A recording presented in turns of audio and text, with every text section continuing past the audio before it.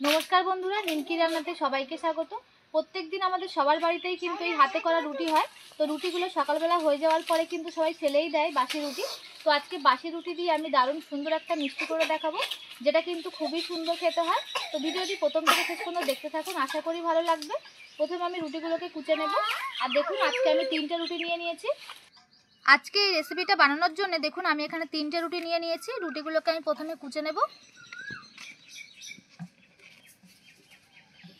রুটিগুলোকে আমি দেখুন এরকম ছোট ছোট করে কুচিয়ে নিয়েছি। এবার মিক্সিতে এটাকে আমি গুঁড়ো করে নেব। রুটিটাকে দেখুন, রুটিটাকে ঠিক আমি মিক্সিতে এরকম ভাবে গুঁড়ো করে নিয়েছি। এবার উনুনটাকে জ্বালিয়ে নেব। উনুনে কড়াইটা বসিয়ে দিয়ে আমি এখানে 1.5 চামচ পরিমাণে ঘি দিয়ে দিয়েছি। এবারে যে রুটিটা আমি গুঁড়ো করে রেখেছিলাম সেই রুটিটাকে দিয়ে দিচ্ছি, আর হালকা হাতে এটাকে ভাজবো।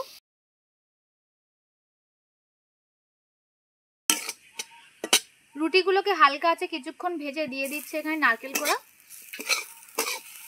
এটা অপশনাল, ড্রাই ফ্রুটস দিয়েও করা যেতে পারে, কিন্তু দিলে ভালো টেস্ট হয়। দিয়ে দিচ্ছি এখানে চিনেবাদামের গুঁড়ো।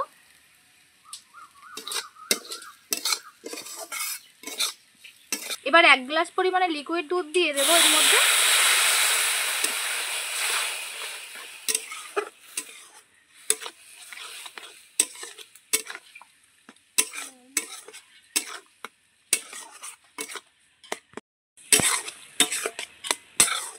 দিয়ে দিচ্ছি স্বাদ মতো চিনি।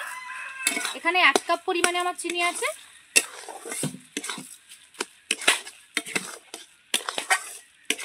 দিয়ে দিচ্ছি খুব অল্প পরিমাণে একটু নুন, মিষ্টি খাবারে নুন দিলে খুব ভালো ব্যালেন্স হয়। দিয়ে দিচ্ছি গুঁড়ো দুধ।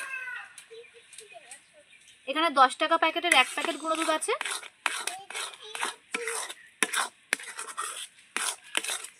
দিয়ে দিচ্ছি কয়েকটা এলাচের দানা।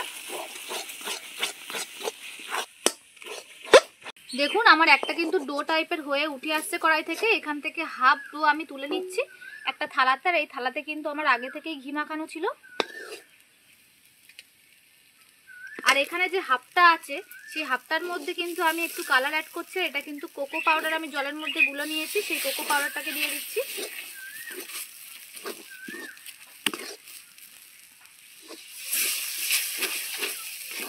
দেখুন এই যে কোকো পাউডারটা দিয়েছিলাম সেই ডোটা আমার এরকম হয়েছে। আর আগের ডোটাকে আমি থালায় সেট করতে দিয়ে দিয়েছি। দেখুন এই ডোটা আমার রেডি হয়ে গেছে। এবার এটাকেও সেট করে নেব ওর উপরে। এটাকে গরম অবস্থাতেই কিন্তু এর উপরে দিয়ে এইভাবে সেট করে নিচ্ছি আমি।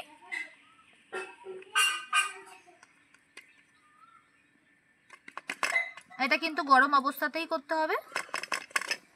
দেখুন এটাকে আমার ভালো করে সেট করে নেওয়া হয়ে গেছে। এবার নর্মাল জায়গায় এটাকে আমি রেখে দেবো একটু ঠান্ডা হওয়া পর্যন্ত।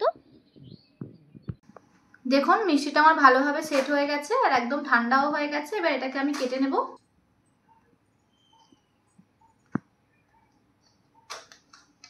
লম্বা লম্বি করে প্রথমে আমি পিসটাকে করে নিয়েছি। আর তারপরে দেখুন কতটা সুন্দর লাগছে, দেখুন দুটো লেয়ারের জন্য। এবার আমি পছন্দ মতো পিস করে নেব এটাকে।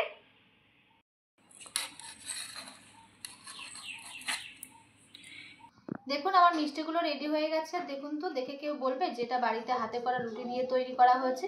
আর বানানোর সঙ্গে সঙ্গে দেখুন প্লেটও খালি হয়ে গেছে। এটা খেতে কিন্তু খুবই সুন্দর হয়। কাউকে যদি এরকম হাতে করা রুটি দিয়ে বানিয়ে দেন কেউ কিন্তু বুঝতেই পারবে না যে এটা রুটি দিয়ে বানানো হয়েছে। আর এর টেস্টটা কিন্তু দারুণ হয়।